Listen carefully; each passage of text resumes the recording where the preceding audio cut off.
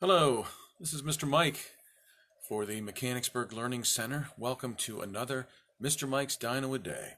We do this every day, 10 a.m. Eastern Standard Time, live on Facebook, and we post every video to YouTube. Just go looking for Mr. Mike Sgrignoli, and they will all be there. So what we do is we take a few minutes out of every single day to talk about an exotic, extinct animal.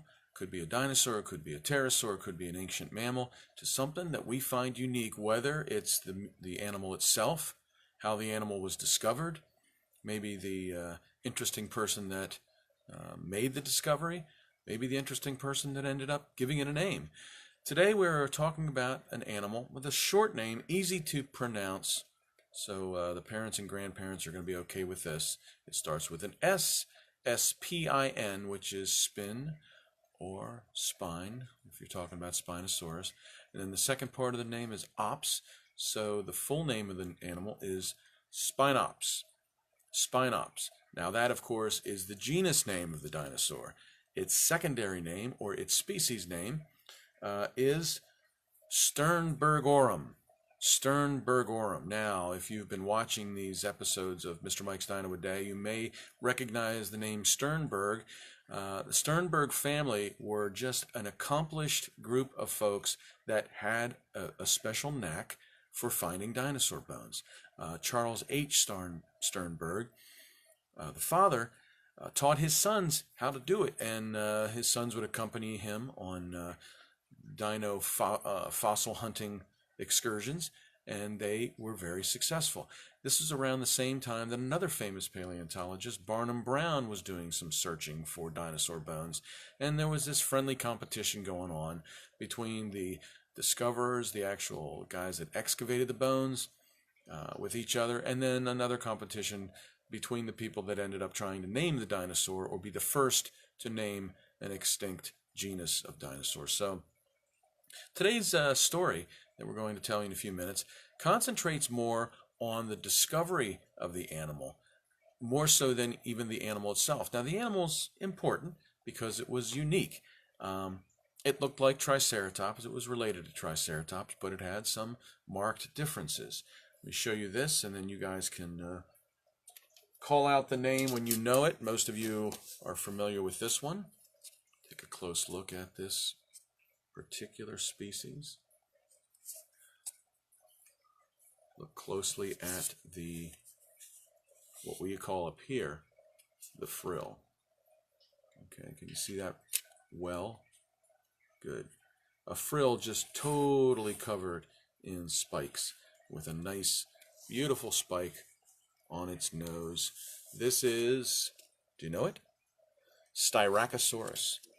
Styracosaurus, a very, very ornamental frill with the classic Triceratops beak, a singular horn on the nose, and a couple of, if you look very closely at Styracosaurus right here, I want to point out something, because this will be important as we talk about our animal today. Take a look at this right here. Between these gigantic spikes, you have a couple of smaller ones up here. Now, these animals could have spikes going in many different directions. They could have no spikes, like, for example, on this little one that has been encased in a super ball. Okay, it has one nose horn and then just a frill on top with no spikes. Then we have this one. It's a beautiful model.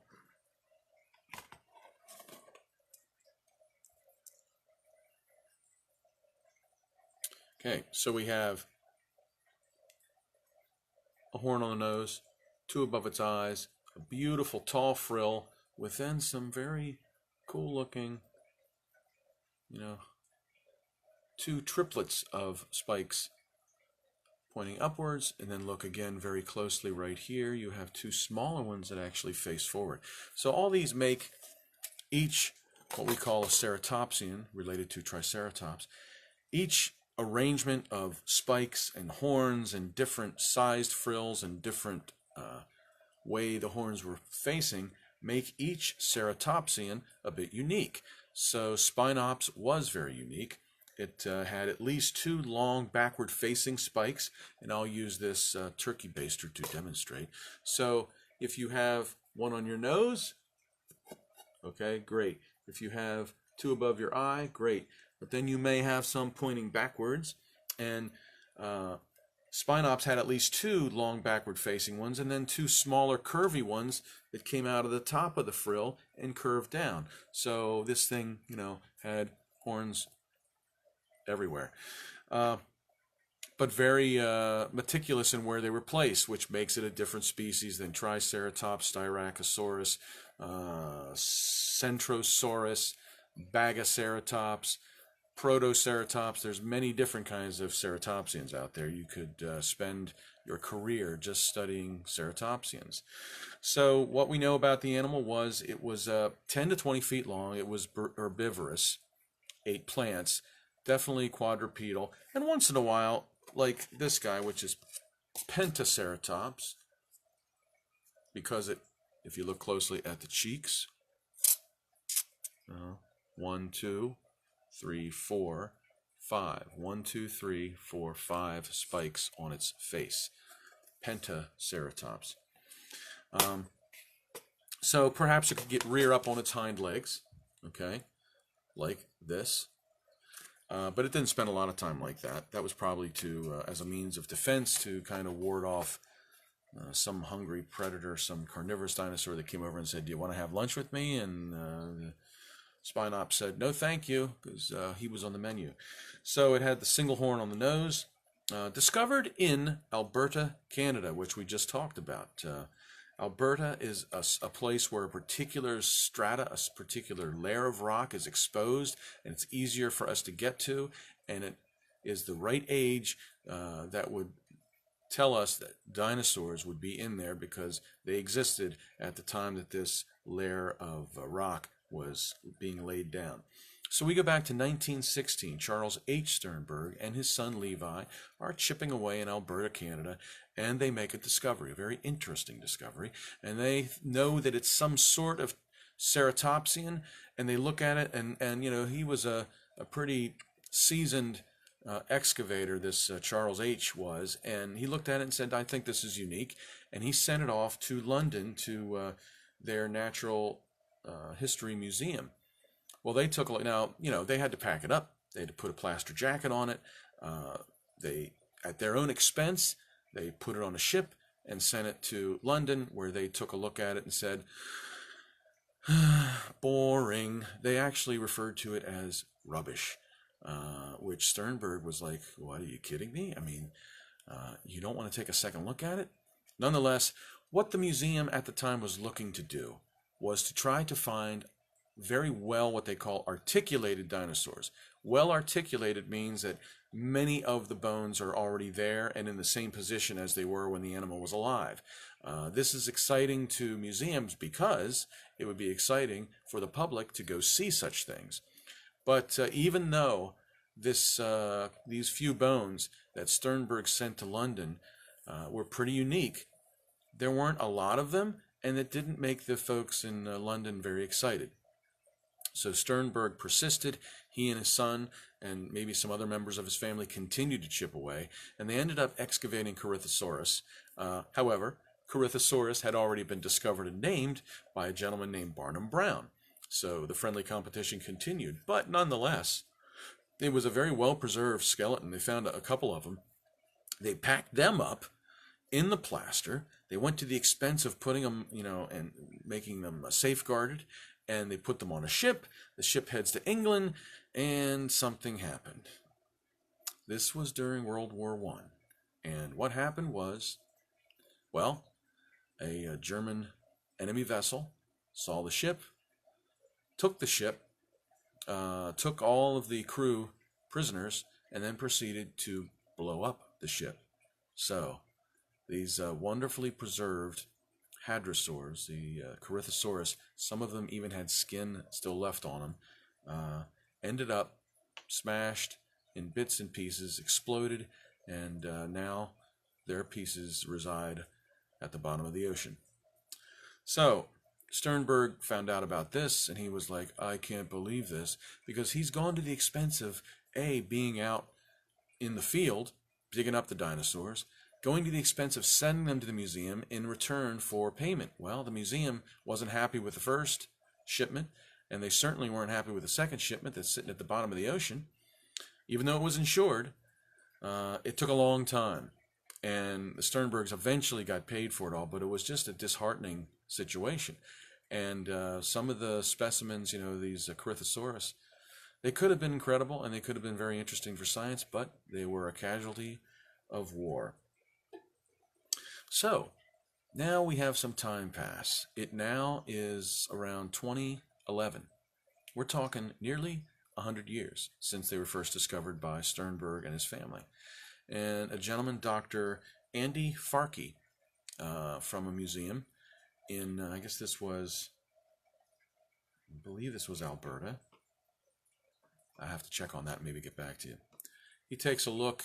He makes arrangements to go to London to look through some of these museums' collections. Now, museums have so many bones, they can't possibly have them on display at the same time. In fact, there's so many bones that have been discovered, some of them are still sitting in boxes or sitting on trays, and they still have the original plaster cast that was put on them to transport them from the field. And time passes, and people decide, no, let's take a look at them, but they don't seem to be very interesting. But this Andy Farkey takes a look and says, wait a second, we have something here that's very interesting. And then sure enough, it turns out to be a completely new, not only species, which is again the second name of the dinosaur, but the first name is a brand new genus.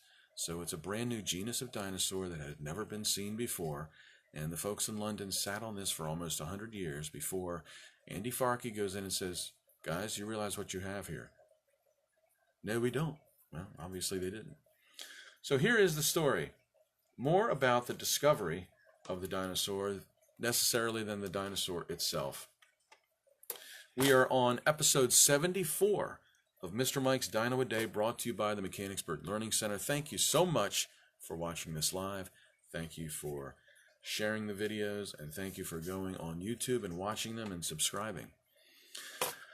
The animal, Spinops sternbergorum. I wonder if you ever feel you're unappreciated. Perhaps for recognition you've been patient and you've waited. Or worse, you've been ignored and then completely disregarded. It's like you've been dismissed, displaced, summarily discarded.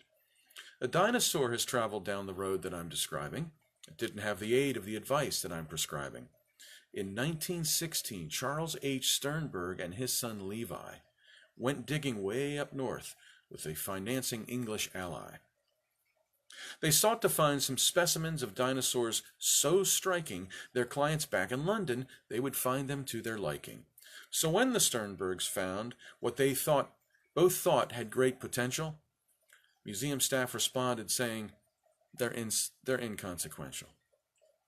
And so they kept on digging, trying to locate a treasure, superb enough to make their client temper his displeasure. They had some luck exhuming hadrosaurs and sent them packing. Alas, they all were lost. A German vessel came attacking. So all that work destroyed and sent to rest on the sea bottom. Museum staff were shell-shocked because those bones, they never got them. When Charles Sternberg and his son dug up the beasts in question, they had no clue that it would lead to such severe depression. And now we come to 2012, and Andrew Farkey studied those early bones that clearly caused the waters to be muddied. He realized pretty quickly that the Sternberg bones had merit, and Farkey felt that they were good enough, so he would share it. The creature was named Spinops, and it sat alone, forgotten. This happened since the folks in London felt that they were rotten. They used the word they used was rubbish to describe the bones collected. And finally, that travesty has rightly been corrected. Spinops sternbergorum. An interesting story of how dinosaur bones get discovered, then forgotten, then rediscovered, and then they really figure out the incredible value that these bones show. It turns out that it is an animal that's somewhere between an animal that looked like this with a very big frill and some bones, and an animal like Styracosaurus that had a whole lot of horns. This one had something in the middle. So it's a related animal, not the same, but a completely new genus. So thank you for watching. Thank you for tuning in every day live 10 a.m. Eastern Standard Time on Facebook. We do this live, and we will change our time next week. I'll make that announcement shortly, and we'll figure out what time we can do these. And also, I want to thank you for watching on YouTube, and if you really like it, please subscribe, and please watch more and like the videos. This is Mr. Mike for Spinops, related to the Triceratops and all the ceratopsians. We'll see you soon.